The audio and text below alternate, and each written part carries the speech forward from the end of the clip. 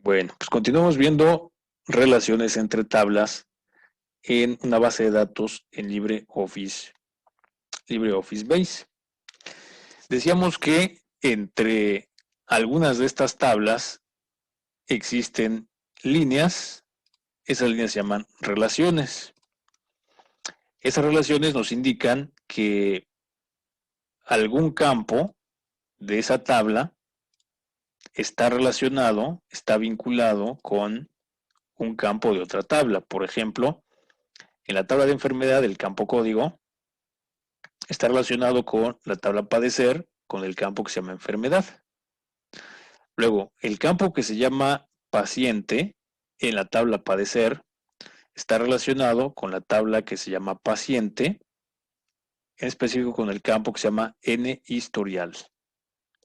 Y la tabla paciente, en su campo que se llama médico, está relacionada con la tabla médico en su campo que se llama código. Entonces, estas líneas nos están indicando que existen relaciones entre esas tablas.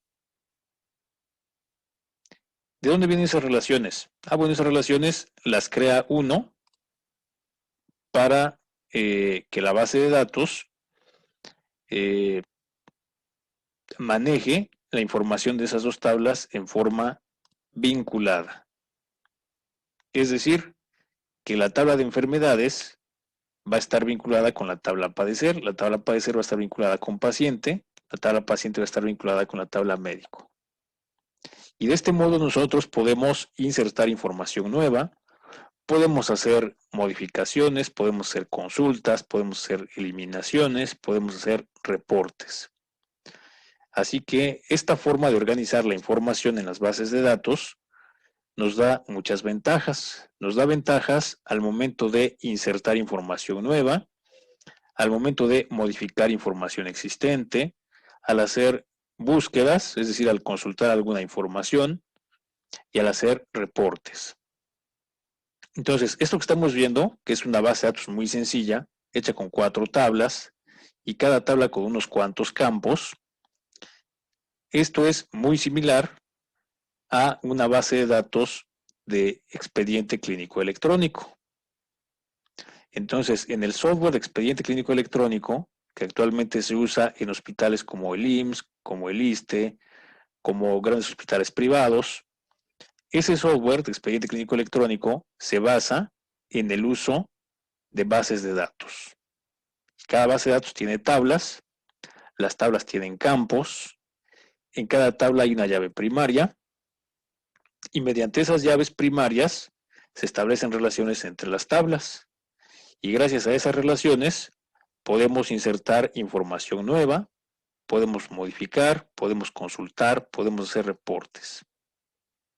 Por eso, para ustedes como estudiantes de medicina, es útil conocer los conceptos fundamentales de bases de datos y los conceptos fundamentales de la norma del expediente clínico electrónico en México. Bueno, ¿hay preguntas o comentarios? No, profe. Correcto, entonces después, después de la clase, en su hora de tareas o en su hora de estudiar, les recomiendo que descarguen este archivo que se llama Clínica, que está en la plataforma UNSIS, y también descarguen el programa instalador de JDK. Recordar que para poder utilizar Base sobre Windows de 64 bits, tienen que instalar el programa JDK. Si no, no van a poder abrir bases de datos en Base. Bueno, nos quedan como 10 minutos. Entonces vamos a hablar ahora de la norma oficial mexicana del expediente clínico electrónico. Me voy a cambiar de ventana. Voy a cerrar ya mi base de datos de Base. Voy a cerrar sin guardar nada. Y voy a cambiar la ventana.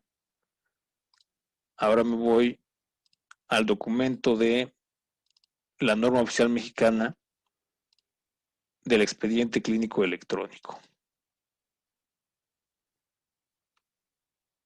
Este es el archivo que estábamos comentando en la clase anterior. Norma Oficial Mexicana del Expediente Clínico Electrónico, conocida como NOM 024 SSA3 2010. Bueno, en este documento, una de sus partes más importantes está casi al final. Hay una sección de este documento que se llama el apéndice normativo B. Apéndice normativo B.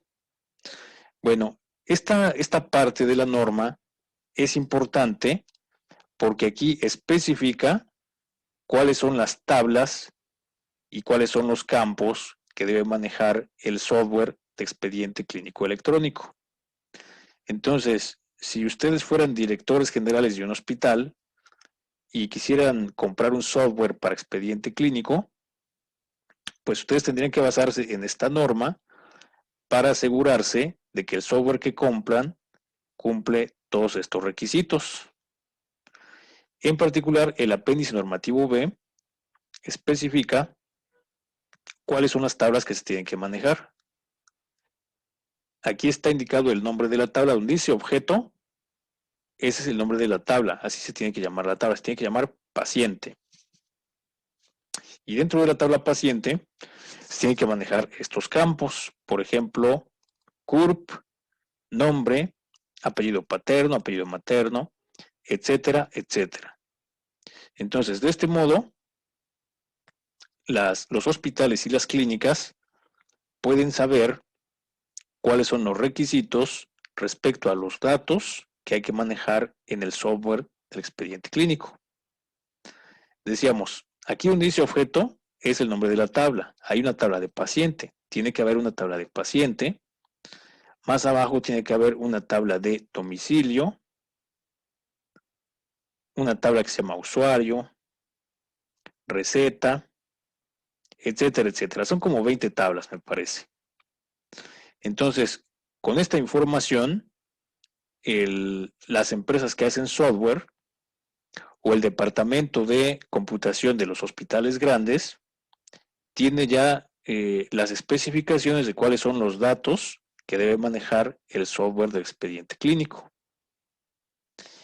Y pues esto es un estándar para que se manejen de la misma forma el software de expediente clínico en todos los hospitales del país. Y esto es la base para que las empresas que hacen software hagan su software de expediente clínico electrónico. Vean, por ejemplo, esta tabla se llama banco de sangre, tabla de alergias o reacciones adversas, documento externo, etcétera, etcétera. Entonces, es conveniente que ustedes descarguen este documento, lo vayan explorando, no hace falta que se lo aprendan de memoria, pero sí vayan viendo cómo está organizada la información del software de expediente clínico electrónico.